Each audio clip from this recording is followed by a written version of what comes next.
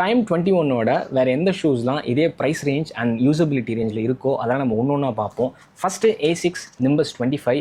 இது வந்து ஆல்மோஸ்ட் வந்து ஒரு 6000லேருந்து 8000 ரேஞ்சில் அப்பப்போ ப்ரொமோஷன் வந்துட்டு போகுது. இதோட யூசபிலிட்டி ஸ்லைட்லி டிஃபர் ஆகும்.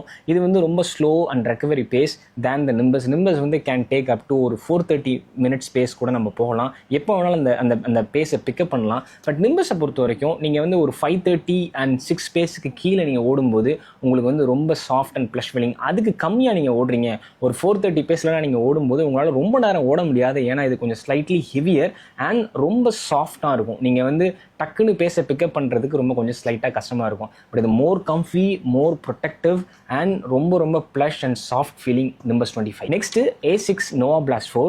A6 Nova Blast 4 ரொம்ப லைட் வெயிட், 250 கிராம் தான் கம்பேர்ட் டு Time 21 வந்து 280 கிராம். இது ரொம்ப லைட் வெயிட்டாக இருக்கனால நீங்கள் எவ்வளோ ஃபாஸ்ட்டாக வேணாலும் எப்போ வேணாலும் போகலாம். இதில் ஹாஃப் மேரத்தான் வரையும் கண்டிப்பாக போகலாம். ஃபுல் மேரத்தான் கொஞ்சம் கஷ்டம். ஏன்னா ஹாஃப் மேரத்தானுக்கு அப்புறம் உங்களால் அந்த ஃபோமை வந்து ஃபீல் பண்ண முடியாது. கொஞ்சம் ஸ்லைட்டாக எனக்கு ஃப்ளாட் அவுட் ஆகிடுச்சு. நான் ட்ரை பண்ணேன், எனக்கு ஃப்ளாட் அவுட் ஆன மாதிரி தான் எனக்கு ஃபீல் ஆச்சு.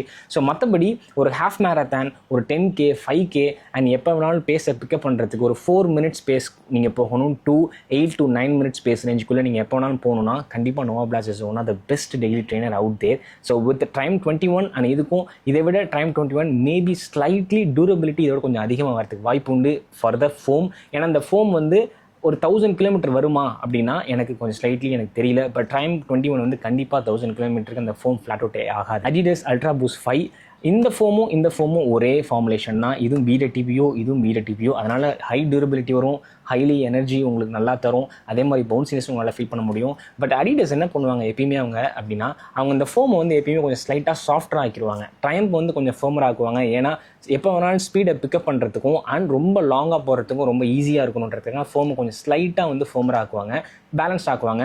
Adidas வந்து இந்த வேர்ஷன் அவங்க என்ன பண்ணியிருக்காங்கன்னா ஃபோமை கொஞ்சம் ஸ்லைட்டாக சாஃப்ட் ஆக்கியிருக்காங்க. இதுலேயும் Pure Boost 5லையுமே அவங்க கொஞ்சம் சாஃப்ட் ஆக்கினதுனால ரொம்ப லாங் டிஸ்டன்ஸ் போக முடியுமான்றது எனக்கு கொஞ்சம் டவுட்டு. ஃபுல் மேரத்தானுக்குலாம் அதை எடுத்துகிட்டு போக முடியுமான்றது ஒரு பிரச்சனை. அடுத்த பிரச்சனை, இதில் ஹீல் ஸ்லிப்பேஜ் பிரச்சனை இருக்குது. அண்ட் இங்கே அப்பர் வந்து பார்த்தீங்கன்னா ரொம்ப சாக்ஸ் லைக் அப்பர் மாதிரி இருக்கும். உங்களுக்கு பார்த்தீங்கன்னா இங்கே பாருங்கள், உங்களுக்கு தெரியுதா, ரொம்ப ஃப்ளெக்சிபிளாக இருக்குது. அதே மாதிரி ரொம்ப லோவாக இருக்குது பாருங்கள். என்னோட டோவோட ரொம்ப அப்படியே ஒட்டியே இருக்கும். ஸோ அதனால் அந்த வென்டிலேஷன் ப்ராப்ளமும் ரொம்ப லாங் டிஸ்டன்ஸ் போகும்போதும் வரதுக்கு சான்சஸ் இருக்குது. அதனால் இதோட கம்பேர் பண்ணும்போது each shoes has their own pros and cons. அதனால் வந்து Time 21 தான் பெஸ்ட்டுன்னு சொல்ல வரல.